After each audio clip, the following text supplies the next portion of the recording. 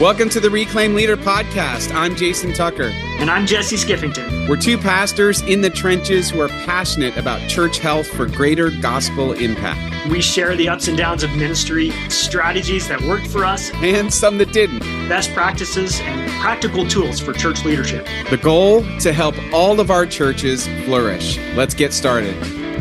See another sunrise, sing a little song. Welcome back, everyone, to the Reclaim Leader podcast. Jesse, it's good to be back again. Boy, it has been a bit of a whirlwind coming and going for both of us. All sorts of obligations, good things, not great things. I mean, it's all sort of a mixed bag right now. So it's always great when we get a chance to actually sit down and even on Zoom, it's hard to make our schedules work. Totally, man. But this podcast is kind of like the anchor in our schedule that holds us fast, right? It really does. In the midst of all the craziness, we know at some point we're coming to this and getting to talk shop and continuing to process our leadership, because there are seasons or stretches where there's just a lot on our plates and a lot of hats we're wearing, as we've talked about, and lots of good things, lots of hard things. So anyway, always grateful to be able to come back and talk leadership, talk life and faith, and our lives as pastors. So good stuff. Yeah, it's good. And I'm busy when I showed up today in my Raiders gear. So if you're watching us online, listen, unashamed. You are unashamed. This is a Raiders fan's favorite time of year. Because not winning or losing right now. Yeah, you're undefeated. Yeah, that's right. And I gave my heart to Mendoza, so I am faithfully awaiting his entrance. And listen, if you can say anything, the team, and this is true with athletes in general, the team's like filled with Christians, and I'm seeing this. This is a total tangent, and we're not talking about any of this today, but I'm seeing this too, just with my sons, especially, who are really into sports, and the guys that they look up to, they're sending me videos of them giving their testimony. It's like, it's so powerful, so powerful. But cool. So we talked last week with Jonathan LaBarge. We had a great conversation with him about the pastoral leadership crisis in the United States, and shared some thoughts on that. He shared, as the co-director of ordination for ECO, sharing kind of what he's seeing, the ECO ordination process, which is really great, I think. Yeah, it's solid, man. It's good. And when I was talking with Goodie and David this week, I had mentioned, hey, did you know Jonathan and ECO over here, they've got this really great process. So we do these retreats, and then there's what you're doing. And I feel like there's room for you guys to talk to each other and think, like, how can we all be working on solving this issue? Because it is a real problem, and you're seeing it absolutely everywhere in all churches. So yeah. And in some ways, as those who are in leadership now, part of our stewardship of leadership, maybe, if you want to put it that way, is to be looking out for the future of leadership. And I think that's the part that is not always in front of mind for me. If I meet and see someone and go, oh man, you have some real gifts and talents, but it's not from a kind of system level, something that I spend a lot of time really thinking about. And so for us to be having this conversation is really important, because Jason, you and I were born back in the 1900s, as my kids like to say, the 1900s. It's like way a long time ago, right? So, and not like 99. No, much before that. We'll call it. It's not quite the mid 1900s, but it's getting. No, wait, just take it easy, right there, Mister. Yeah. So it's really about how are we putting together this leadership pipeline where we can identify and reach out to younger generations and encourage them to follow their ministry gifts, and perhaps a sense of calling to ministry, vocational ministry. So anyway, we have today on the podcast Goodie Bell, she is the pastor at Blacknall Presbyterian Church in Durham, North Carolina. And I met Goodie through the fellowship community. And she kind of appeared out of nowhere. Everyone's like, oh yeah, Goodie this, Goodie that, Goodie's going to do this, and Goodie's going to do that. And I'm like, who is this?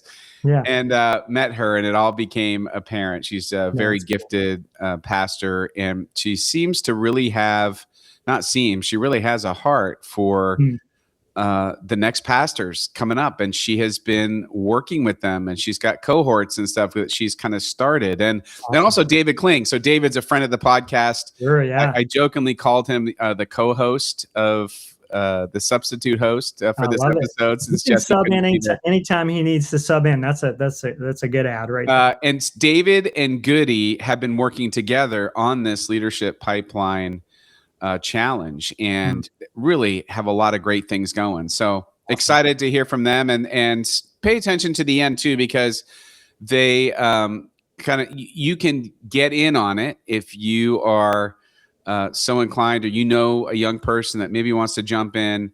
There are ways to do that, and I'm sure obviously Jonathan as well through ECO. But absolutely. I don't know. As far as I'm concerned, I sort of don't care what brand of Presbyterian you are.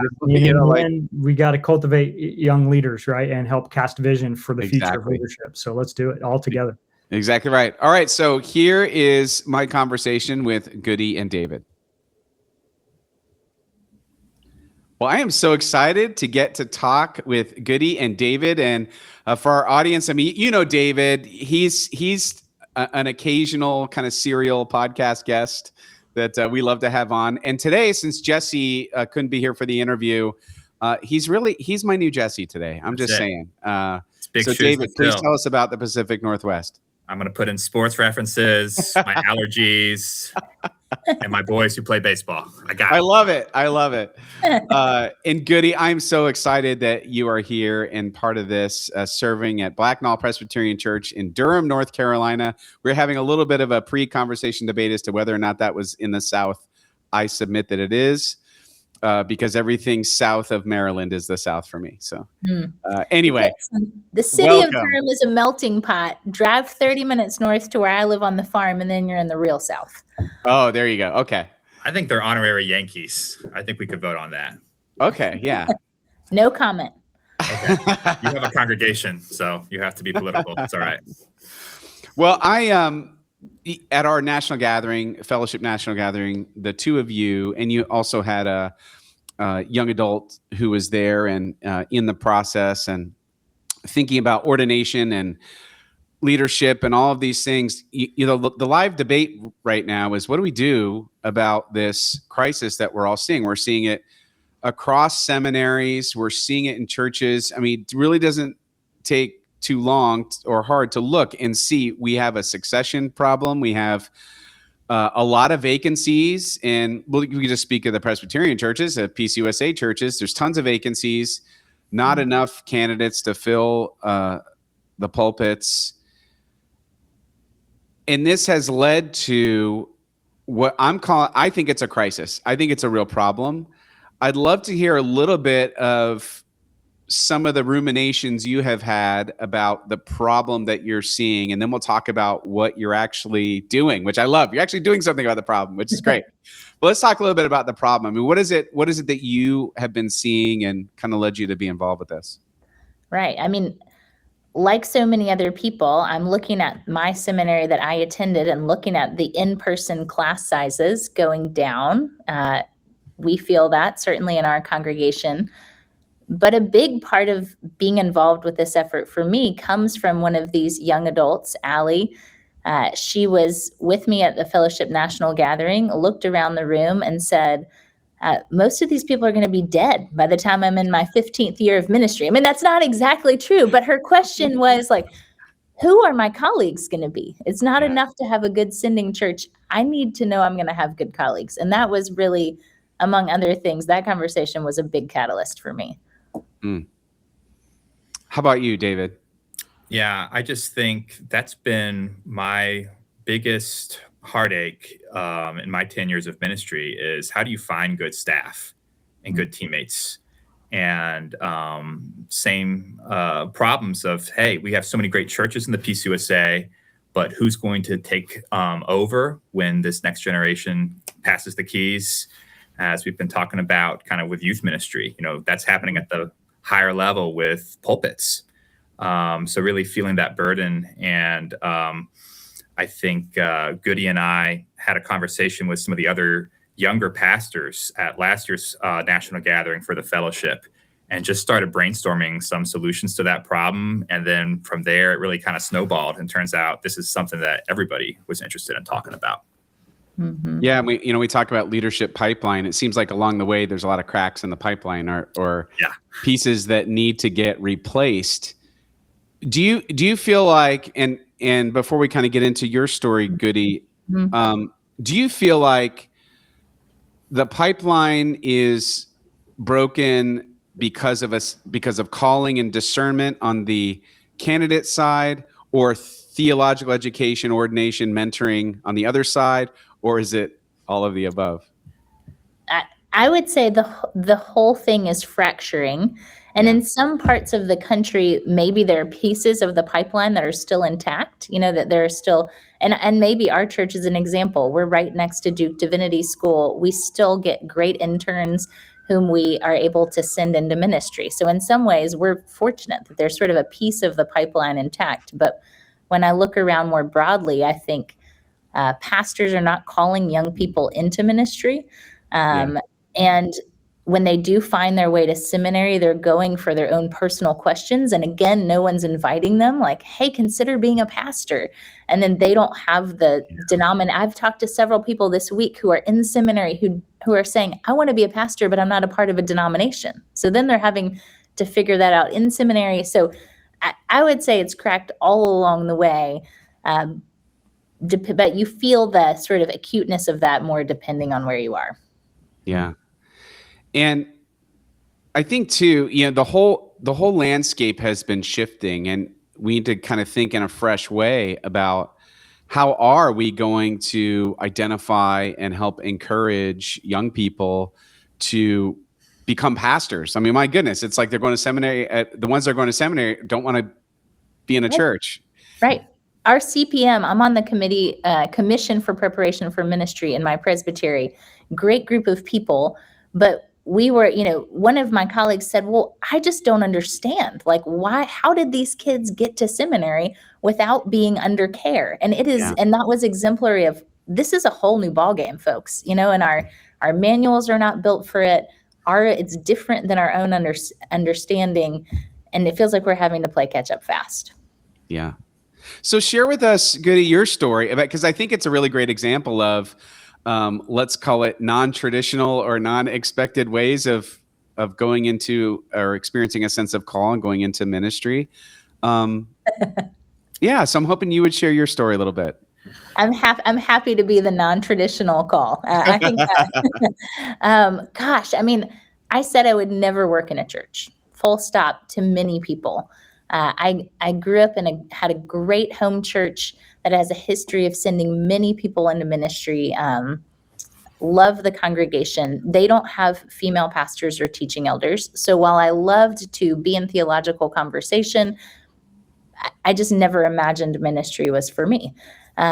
Went to college, got involved with InterVarsity Christian Fellowship, really thrived in their sort of small group Bible studies and having spiritual conversations with friends. They recruited me onto staff, and I remember praying, okay, God, I will only give you 5 years. God, I will not do this for the rest of my life. I love that. I'm sure if I could hear the Lord's voice, it would have been laughing, like, ha, ha, ha, ha, ha, thunderous laughter. But that was my prayer. And I was not an exemplary staff person with InterVarsity. This sort of, oftentimes you would see this trajectory of kid becomes a Christian, kid becomes a small group leader, kid becomes chapter president, kid joins staff. That never happened for me in my 5 years of ministry. I did not feel like I was successful in ministry. And so after 5 years, I said, okay, Lord, I told you I'd give you 5 years. I gave you 5 years. Lucky you, God. And I was determined to go get a PhD in psychology. So I'm working really hard to go do something else. And people in my life are starting to say, have you thought about seminary? And I'm like, what would a woman do in a church? Like, what would I, and then like, I'm from the parachurch world. Churches are backwards. They don't do social justice. They don't do evangelism. I never want to work in a church. but I was a part of this small trans-denominational church, one PCUSA pastor, one Assemblies of God pastor in the inner city of Richmond. And it kind of gave me this new vision for what church could be. And they were inviting me into leadership saying, why don't you teach on that? Why don't, like, we need your gifts. So that sort of resistance was beginning to crack. And long circuitous story, we ended up in seminary, but I was still determined I wasn't going to work in a church. I was going to be a counselor. So I was going to pursue a dual degree. And a friend of mine just said, instead of saying, do you want to start the process? He said, why not? Like, why not? What good excuse can you give me?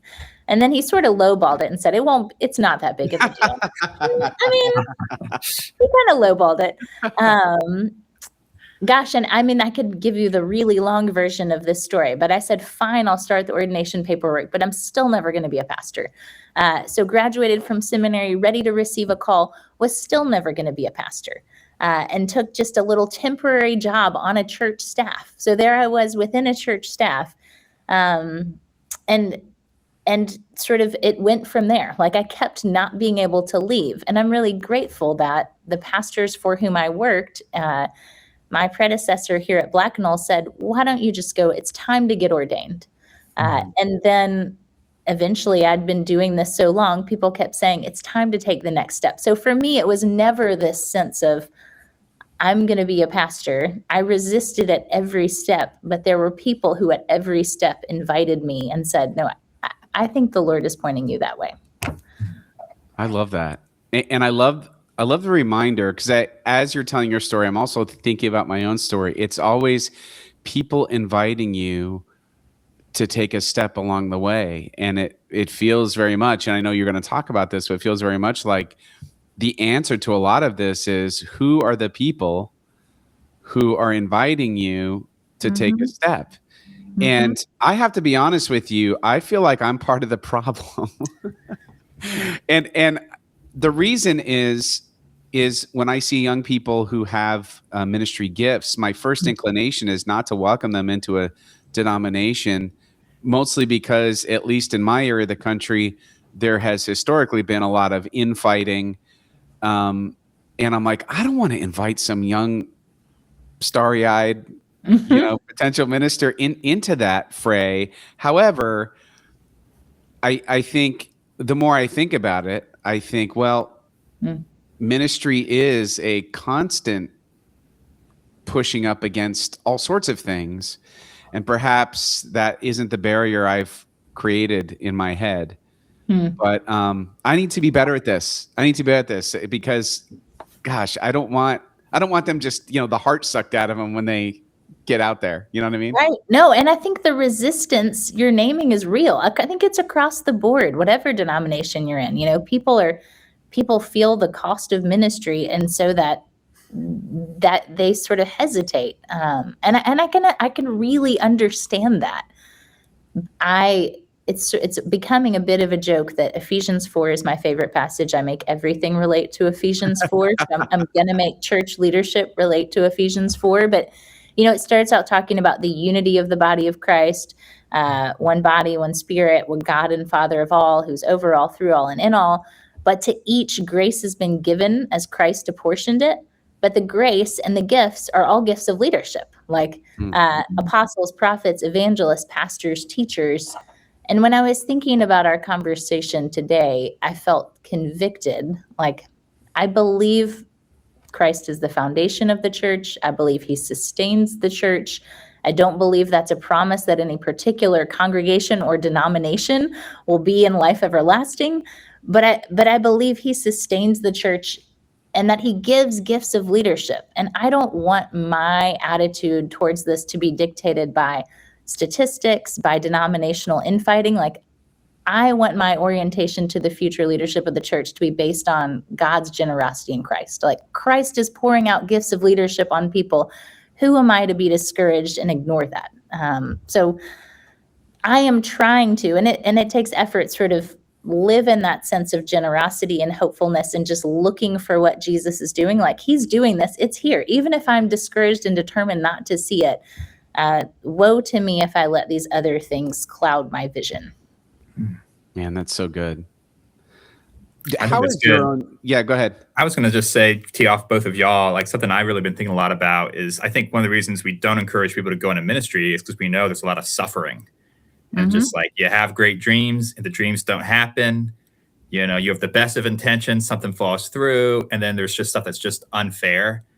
And I think I forget really easily before I became a pastor when I was in the workplace that happens in every job. And so I think one of my fallacies I think a lot of pastors have is we think that ministry is really special.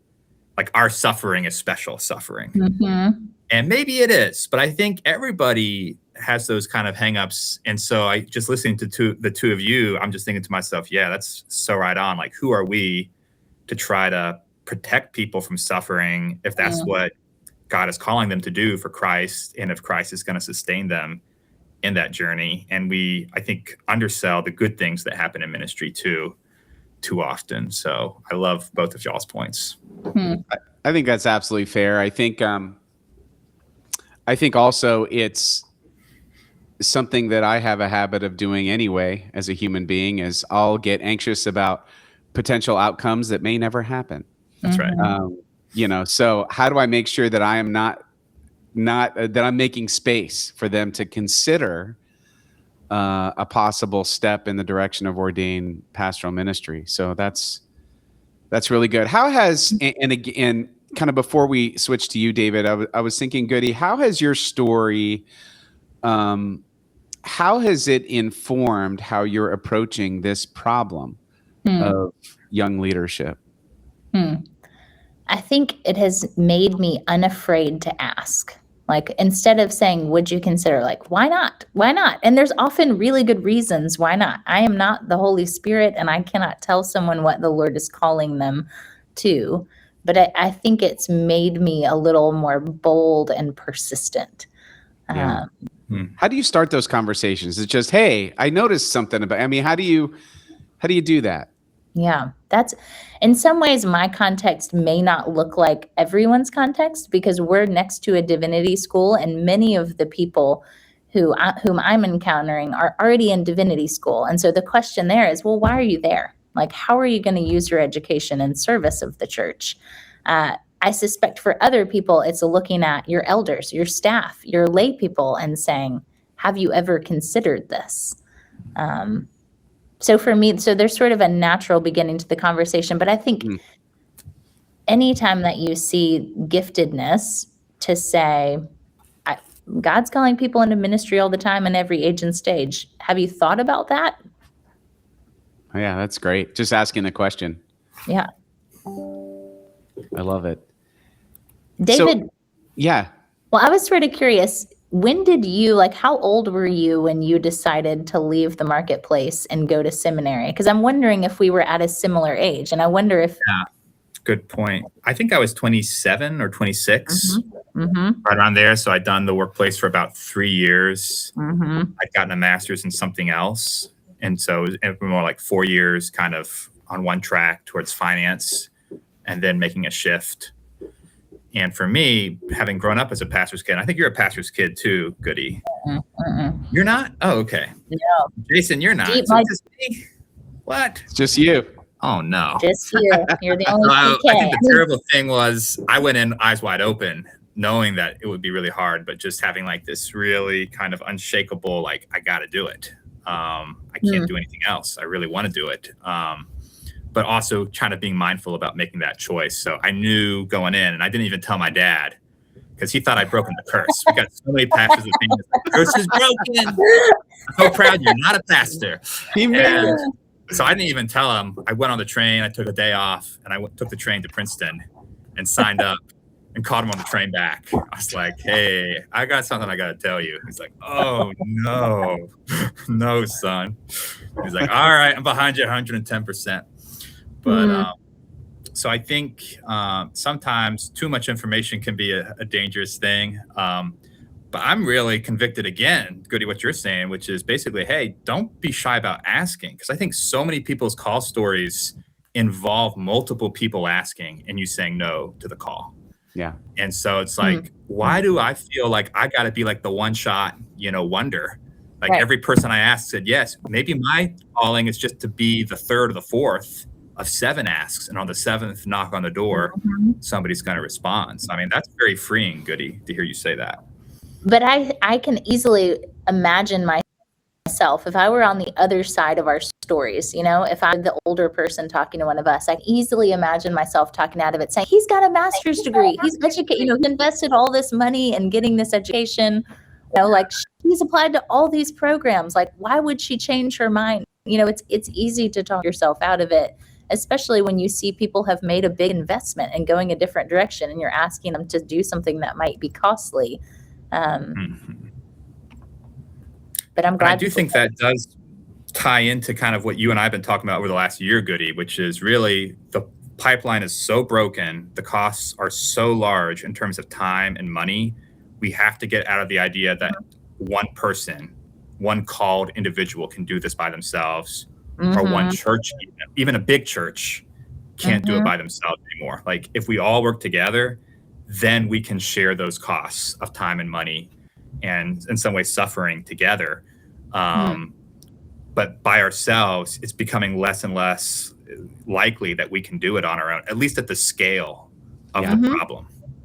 That's totally true. And in fact, when I was at Princeton, it was like there were 2 West Coast factories that were creating seminary students who want to be pastors, and it was University Press in Seattle and Whitworth. I felt like every other person was from there. I mean, they were just cranking them out, calls to ministry, and then then they weren't. And it's like, well, who's doing that now? How are we doing that now? And the 2 of you got together. There was remind me how this all started. It was just a conversation like, hey, we should do something, and then you guys are like, and then they're like, okay, you're in charge. It was like one of those. So, I mean, I will tell you, I came to that conference with 2 interns on my mind. And I felt a little humbled. Like David said, I kind of thought our little spot here, Black Knoll Presbyterian, like my predecessors have been sending people into ministry for decades. I kind of thought we can do this on our own. And then I was a little bit humbled by my friend Allie's comment. No, a good sending church is not enough. Like a good seminary education is not enough. Like I'm going to need colleagues across the PCUSA. How are you going to help me with that? So I came to that fellowship conference with 2 interns on my mind and this determination that when I get back from this conference, I will talk to them about ordination and I will either encourage them or I will not. But I needed to kind of know from other people, are you still calling people into ministry in the PCUSA right now? And I was kind of desperately going up to people asking that. And I think that's what I remember starting the conversation. Yeah, and I think it just kind of snowballed from there. So we ended up having a couple of intermediate conversations with other pastors, fellowship PCUSA pastors, and did a brainstorming session where we literally got big white pieces of paper and wrote out like what would the dream pipeline look like. And everybody started throwing their ideas on it, and then took it to the fellowship board, and they blessed it. And I think what's really powerful is we actually put a number on the board and said, hey, our goal is to train 250 PCUSA pastors or commissioned ruling elders by the year 2036. And just putting that number and saying we're aligned on this. Like we have a kind of a critical mass of churches that agree that this is the right thing. We got some great pastors and mentors that agree this is the right thing. We got some seminaries hopping on saying this is a great thing, and our board. So it was neat. Goodie and I got invited onto a conversation with Kara Powell, who's been on the podcast recently at Fuller.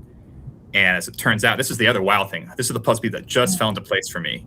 So Fuller and Kara Powell have been working on a leadership pipeline project, and they started almost the same day we started at the National Gathering. They've been working on it for a year, and we just hopped on the call with them, and there were denomination leaders from across the country, all different kinds, Episcopalians, Pentecostals, and we were the Presbyterians, and they showed us a PowerPoint, and it looked just like our PowerPoint. Wow. They had identified the exact same categories that we had identified. And so what really encouraged me is I kind of felt like, oh man, we're so behind. I was like, no, we're not behind. We're actually ever so slightly ahead, because we've actually taken the time to get aligned from top to bottom, and we've set a concrete goal. And now we have something very real that we can work towards. So we've moved away from just talking about the problem to now we're focused on trying to generate a solution. That's awesome. So where are we? Where are we in all of this? Like the plan, you kind of shared a bit at the gathering, but kind of where are we in terms of taking action and next steps? And yeah.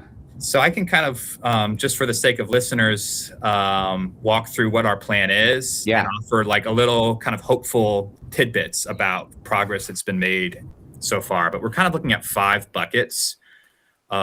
Really, 4 of them are actual steps, kind of starting from all the way recruiting to becoming a pastor and then making sure you stay a pastor. And something that you've talked about a lot in the podcast, Jason, is burnout and how it is very real. Those first 5 years come at you real fast, and so many people flame out. So how can we not just make sure that we identify, train, and matchmake and get people to be pastors, but keep them in the ministry and keep that hope alive? So we've kind of sketched out a holistic process there. And then the 5th bucket is kind of a support bucket, which is partnerships, and just acknowledging that we can't do it alone, just as the evangelical PCUSA churches, and we don't need to, because so many other stakeholders are interested in this. But kind of our byline for the whole project of the fellowship community's leadership pipeline is that every church deserves a caring, courageous, Christ-centered pastor. And so I think if you look across the country, that's really what every pastoral nominating committee wants. Yeah. They want someone that's going to care about them, first of all, not just come on with a big idea, guns blazing, but then someone that's going to need to be courageous and lead change. And that's also been one of the major themes of this podcast. And as part of the fellowship community, we would say Christ-centered. And I think it ties in right with what Goodie has highlighted, which is Ephesians, that you're not fueled by yourself, but you're fueled by a personal relationship with Jesus Christ that you want to share according to his word. So what we know the hardest part of this is going to be is recruiting. Yeah. And we've got to cast a really wide funnel, because what we know is the process is really arduous. Not everybody is going to make it through to the end of the pipeline. Hopefully everyone's blessed as they kind of engage that call. But we're also seeing that it's not always traditional pipelines. So it's no longer Whitworth cranking them out in university press. It is bankers and intervarsity staff people. And at our national gathering, we had in our little future leaders cohort, there was a judge and a welder who had not been to college yet. And they both were discerning calls to ministry. So what we're really seeing is something you've often said, Jason, which is that disciples and leaders are not mass produced, they're handcrafted. Yep. Everybody has their own story, where we really feel a lot of freedom. And I think it might have been our friend Brad Rogers at Bonita Springs that said this, First Pres Bonita Springs, that in the PCUSA, the beautiful thing is we have the freedom as evangelicals to really take the time to do the handcrafting.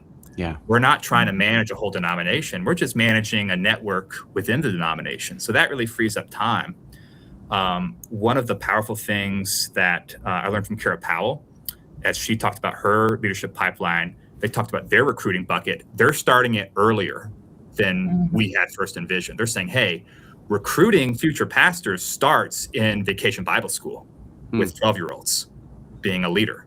It starts with 15-year-olds getting that first responsibility, running the soundboard or helping with the hospitality ministry. And so really, how are we using our camps, our youth groups, our children's ministries, which is Kara Powell's kind of core area of research? How are we using next-gen ministries to feed into the recruiting part of the pipeline? But then how are we also connected to folks in college ministries, parachurch ministries, folks in the professions that may be discerning a call? At the national gathering, we talked about this, and I had one guy come up and, I had said jokingly, I did not mean to get a laugh for this, but I said, hey, maybe you're in your 80s and you think I only have 5 years left. You're going to laugh. I was like, oh, wait, that was not supposed to be a joke. But I did have somebody in their 70s come up to me after the conference and said, I was called 50 years ago and I ran away from the call. Wow. And I'm going to go. I'm going to go get the CRE lay pastor training, and I'm going to do it. And I'm going to go to my youth group in my church, and I'm going to tell the youth who's coming with me, because some of you are called to seminary too. So kind of casting that vision that it could be young people, it could be older people. And in the PCOSA, we have the flexibility for both the full strength MDiv track or the lay pastor track, which could be such a blessing to transitional ministry or smaller church ministry. So so recruiting is first, and we know that's going to be the hardest and largest. Goodie is running a cohort right now online where they're reading Eugene Peterson. So that if you're out there listening right now and you think, oh, I'm a retiree and I'm interested, or I'm a young adult and I'm interested in the ministry, but I don't know yet, you could join Goodie's cohort and start reading great theological works right now and start building relationships and having those conversations. We're actually having 2 calls, David. We're having one where we're reading Eugene Peterson for people who are just exploring, like, what is it? Actually, no, we're not. We changed. I forgot. After the National Gathering, we put Eugene Peterson aside. That was last year. So we've got one call for people who are discerning call. And we're actually reading Margaret Auld. He spoke to us at the National Gathering. So we're talking to people who are discerning call early in the process. And then we have another call for folks who are committed to ministry in some way, whether that's as a church staff, an elder, deacon, or as a traditional inquirer candidate. And that call is specifically about ministry. And we're reading Leslie Newbegin this year. So please, if you're out there listening, join us. But that group has grown. It started out as 1 call, and now it's become 2 as we recognized what different phases people are in. Oh, that's amazing. I love that. Yeah. So once we've got the interest level of these folks, again, you don't need to make a huge commitment on the front end. You don't have to have it all figured out. You just have to be interested. You just have to have that little nudge to be kind of in that recruitment bucket. And you can be exploring what that call means. And the nice thing about the PCOSA ordination process is that's built in. You know, you start with the inquiry process. That's all you're doing. You're just inquiring. The bar will get raised as you go through, but you don't have to have all the answers up front. But we know the next step is really going to be training. So that's the next bucket. And that's everything that goes into the seminary process. And we know that takes a ton of time and a ton of money. Some interesting things that have happened since the National Gathering is we've had a number of seminaries reach out to us saying they want to partner with the fellowship community and be one of the central kind of training grounds for this pipeline. Had a conversation with one seminary this last week that's interested in maybe even raising the money to endow a Presbyterian chair, a professor that could help this, because they want to have more Reformed students at their seminary. We've got other seminaries that have said, oh my goodness, we've had this for years. We just were looking for a network that would send us students to be part of it. So let's start partnering formally. We also know that lots of our churches have scholarships, but it's hard to figure out who's got scholarships, how do you apply for them? The timing is not coordinated. So we're in the process now of just getting a master list of what are all the scholarships offered by the fellowship community churches or other kind of grant-making institutions that are like-minded. And just coming up with that master list is going to help students understand, where can I turn to for resources? And it could be really small or it could be really big. So again, our friend Brad Rogers in Bonita Springs, they went ahead and raised like over $1 million for the leadership pipeline before the leadership pipeline even existed. That's awesome. And so I got Brad on here. I know. I called him a year ago. I'm like, we're like putting this pipeline idea together, but we need money. And they're like, oh, we have money, but we're looking for a network to be, partnering with it on this. So it was just another one of those like puzzle pieces coming into place. And they have an incredible like full scholarship program they have where they'll pay for your entire seminary tuition at Gordon Conwell. But I talked to another church at the National Gathering that's in the Pacific Northwest, and they said, oh, we're a small church, but we have a manse, and we're within a drive of a seminary. So could we partner and somebody else supplies the tuition, but we supply the housing. And it's like, yeah, once we start working together as a network, all of a sudden, the insurmountable odds of the resources that you have to acquire to get through the training process become much more achievable. Well, basically, I mean, so what I hear you saying too is, and it's not necessarily a knock on the denomination. As the world has shifted, the denominational structures or pipeline, if you will, are just inadequate for the task. And so what it's going to take is some kind of nimble, intentional process that maybe a smaller group can put together that can be that get things going, because Lord knows how long that will take for a big ship to change directions, right? I mean, it can, but there is a sense of urgency. Like, we don't have this kind of time just to wait for the reform to come from up top. We need to figure it out now. And I really applaud your group and both of you for all the time you're putting into this, because I think it really is going to help change things. I really do. Well, I think that's right. I think the idea is, hey, training is expensive, but friendship is free. Yeah. And if we just spend the time nurturing our relationships and genuinely partnering with one another, it's exciting to see, what it's going to unlock. For me, I'm kind of in a no man's land in Huntsville. I'm like 2 hours from every single seminary. So I've tried recruiting. Nobody wants to drive to me. But with online seminary, now it's possible. So I actually have 3 residents all doing online schooling, working towards becoming ordained. And one of them, we're paying all the expenses. One of them has a part-time job that supports himself. And another one, I've partnered with a small rural church where they pay half, and they pay his grocery bill and we pay his seminary bill. And they get preaching on the weekends and I get college. So there's lots of partnerships that you can make in this training process and say, hey, the more people participate, the more people win and are blessed by it. So the next piece is actually a little bit unique to us. So this is the one piece Kara Powell did not have in the fuller seminary leadership. What bucket is this now? This is placement. And that's kind of unique to us as Presbyterians, because our matchmaking process is so complicated. And how do you get that first call? Because you have to get voted on 3 or 4 different times. You have to have a committee that will elect you. You got to have a congregation that wants you. Then you have to have a presbytery that will ordain you. So with all these layers of votes, what we know is we've got to work together. There may be some places in the country where an evangelical, the presbytery will ordain them on their first call, and there may be some presbyteries in the country where they will not, or it'll be more challenging. So not every candidate may be able to be ordained as a first call in every presbytery. We also know that evangelical churches in the PCUSA really just feel alone and isolated, looking for an evangelical candidate, and they can be a long search for those churches. So how can we encourage the churches that are in the trenches looking for their next leader, praying for the next leader, just so they don't feel alone?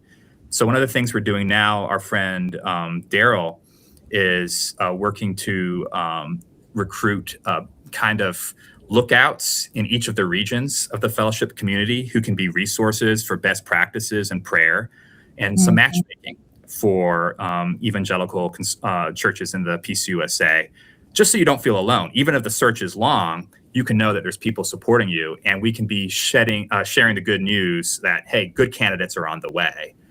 So that placement piece is a little bit unique to us as Presbyterians, but just saying we're going to take that seriously. Yeah. Say we're not going to leave that to chance. That's another piece that requires significant input. Yeah.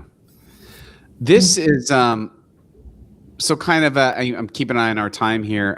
I'd love to ask you guys, what if you could challenge every pastor in session to do one thing in this next year to strengthen the leadership pipeline? What can we do? Where do you suggest we start showing up? This is for either of you. What do you think, Goodie?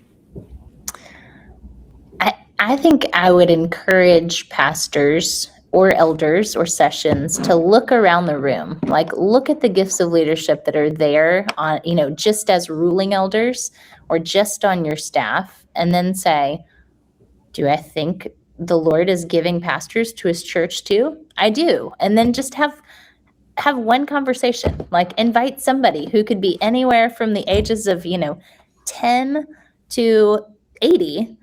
Have you considered this? I mean, my son's doctor, he's 10 years old, asked him the other day, do you know what you want to do when you grow up? And I thought, oh, he's too young, but why is he? I mean, he's 10 years old. So, and you hear tons of stories of people discerning a call early, and then tons of people like me who would say they never discern the call. It just happened to them. So I would encourage folks to give thanks to God for the richness of gifts of leadership they already see in their church and say, do I have faith to believe the Lord is pouring out the gift of another pastor, and just looking to see, where's the Holy Spirit at work? Is it this person? Is it that person? Who knows? Have a conversation. I think that's great. I think looking prayerfully at your church and asking yourself, what can I share? And it could be financial resources. It could be lessons that you've learned along the way.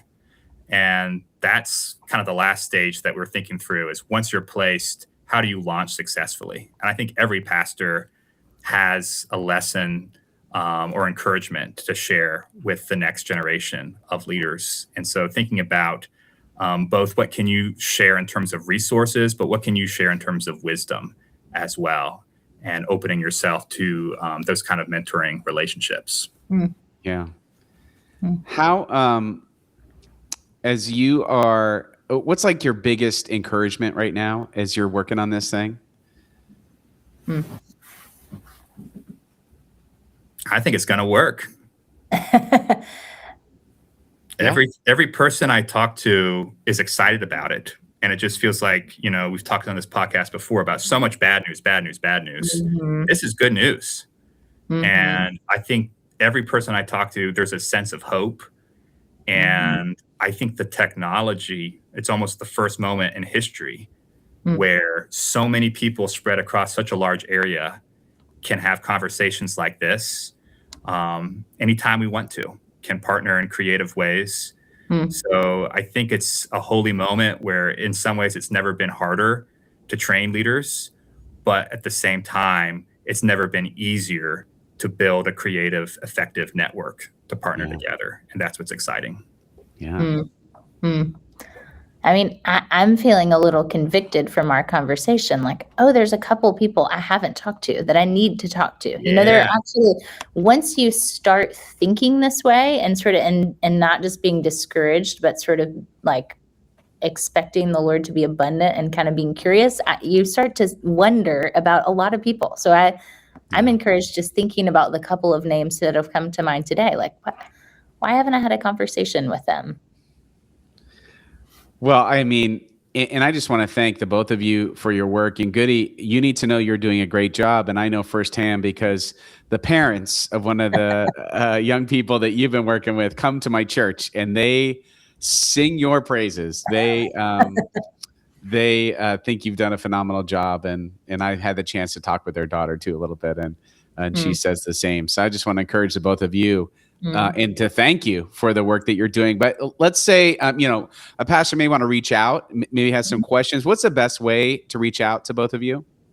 Great question. So sign up for the Fellowship Community newsletter. And there's links in there where pastors can get those links and share them with people that they think might be interested. If there's anyone who's just a little bit interested or curious, one of these calls is going to be for them. So I would encourage pastors, sign up for the Fellowship Community newsletter, share those links, or feel free to look me up at on blacknell.org.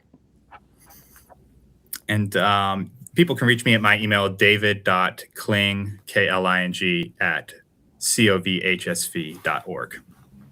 Awesome. Thank you so much for being on here. I think in our conversations, I'm very encouraged. I was thinking about my own journey toward ordination and all the people along the way basically saying, come on, you can do this. Even when I thought I couldn't, and giving myself room to figure it out. I too went to seminary thinking I wasn't going to be a pastor. And then after, I think 2 weeks, I'm like, I think I'm supposed to be a pastor. Shoot, what do I do now?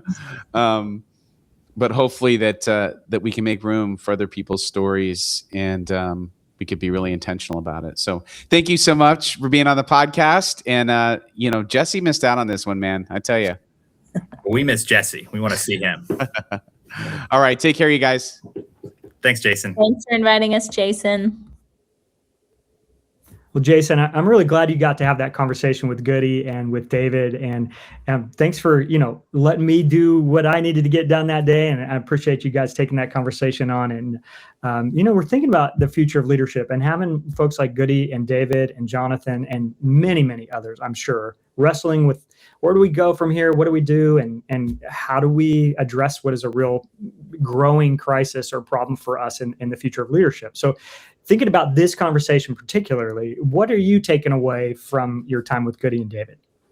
Yeah, for me, it was a lot about, as I expressed to them, just talking about how I felt like I was kind of part of the problem in a way, because when I've identified kind of next generation, potential ministers, I'm reticent to invite them into a process in our denomination is just kind of fraught with a bunch of infighting, and it's a mess. And I think what I was reminded of too is maybe, just maybe, God's a little bigger than all that. and I can't pre-decide what I think they're going to be exposed to, or the challenges or the burdens of pastoral ministry. They're going to need to navigate that. And if I'm not doing any inviting, how is it ever going to get any better? How are young people ever going to feel that sense of call? Because there's not a single time I could think of in my whole call journey, from coming to faith to becoming pastor here at Tower Hill, that didn't involve other people inviting me another step along the way. And I'm sure that is true of every single person's story. So how can I play a part in that pathway for these young, or just even not young, just aspiring ministers or people who are identified that have gifts? So that was my big takeaway. I feel like I need to do better at that. Yeah, I think it's an area for, again, thinking, if someone showed up right in front of you, you're going to be thinking in that way, probably. They showing some leadership initiative and skills, and you go, okay, but how do we do it also, not just individually, but then at kind of a system level? And what's the culture we're creating for leaders to grow? And I think there's something to be looking at there too. I think one of the things that we would say is if churches are healthy, good leaders or potential leaders are going to gravitate in that direction. So let's grow to be healthy communities and hope and trust that good leadership is going to grow out of that. So anyway, really important conversations we've been having these past weeks. Yeah. So anyway, reach out to us anytime if you want to weigh in on this or anything else. We love hearing from pastors and church leaders, Jesse or Jason at reclaimleader.com. And as we get ready to sign off for another episode, I just want to encourage all of you out there. I know that there's a million different things you can be working on and thinking of. And I just want to encourage you, be authentically you. Trust that God's given you the gifts, that He's put you in position to do exactly what He wants you to do in your church, and run with it. Don't try to be another pastor. Just trust that God's put you there for His specific purpose. And I don't know who needs to hear that, but I feel like we all do from time to time. So just a word of encouragement. That's the whole beating heart of the podcast, because ministry is hard. It is so much better when we do it together. Take care, everyone.